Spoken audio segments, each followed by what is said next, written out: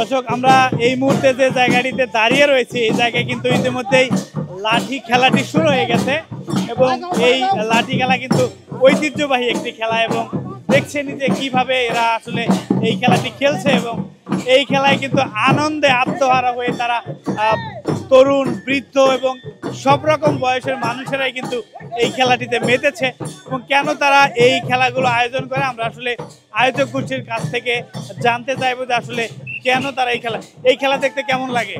আমরা এটা অনেক আগে থেকেই আমাদের পূর্বপুরুষরা এই খেলাটা খেলে গেছেন। আমরা এটা ইয়ং জেনারেশন এটা ধরে রাখার চেষ্টা করেছি।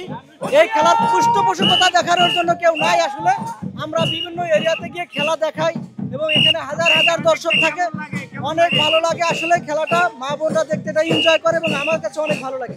আমাদের এই খেলাটা আমাদের পূর্বপুরুষ থেকে প্রচলিত আছে। আমরা 40-45 বছর ধরে আমরা খেলতেছি। আমাদের পূর্বপুরুষের এই খেলা ছিল।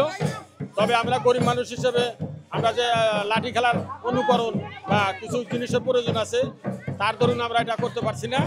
যদি কোনো সরকার থেকে বা কোনো সংস্থা থেকে আমাদেরকে মানে আসবাবপত্র আছে, পোশাক আদি আছে, এগুলো যদি করে দেয় আমরা ঢাকা একাডেমিতে খেলাইতে রাজি আছি। ইনশাল্লাহ আপনাদের তো আশীর্বাদে আমাদের মেম্বার সাহেব আছে অত এলাকার আমাদের এই খেলাটা আমাদের এটা 60-65 বছর ধরে 3 পুরুষ ধরে আমরা খেলছি। এটা আমাদের এটা পূর্বপুরুষ থেকে প্রচলিত আছে। একমাত্র স্মার্ট সিটি বসুন্ধরা, আধুনিকতায় এক ধাপ এগিয়ে। প্রতি বছর আমরা খেলি। সেদিন জামালপুরে খেলতে গেছিলাম, নাগেশ্বরী খেলতে গেছিলাম, ঠাকুরছড়ের বিভিন্ন জায়গায় আমরা খেলছি। এই অবস্থায় মানে গরিবানা হালাই আর কি আমরা খেলে আসছি।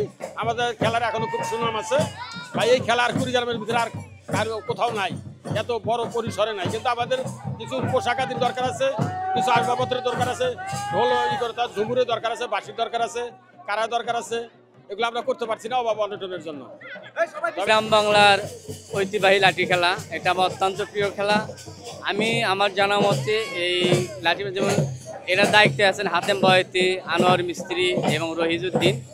আমি ইনার মানে হাতেম বয়তির বাবা বুলা বয়তি, ওনারও খেলা আমি ছোট ছিলাম দেখেছি এবং বুলা বয়তি ছেলে হাতেম বয়তি, আনোয়ার মিস্ত্রি এরা যারা সাথে সমুদ্র খেলতেছে এবং তার ছেলেরাও খেলতেছে।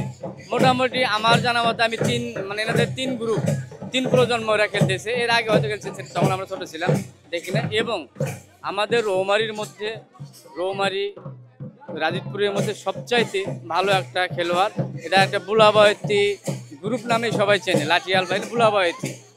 অত্যন্ত খুব ভালো খেলে এবং এদিকে যদি একটু যদি আমার সার্বিক সহযোগিতা করা যেত, আরও ভালো লাঠি ভালো সরান যদি আনতো, আরও সুন্দরভাবে খেলা দেখাইতে পারতো।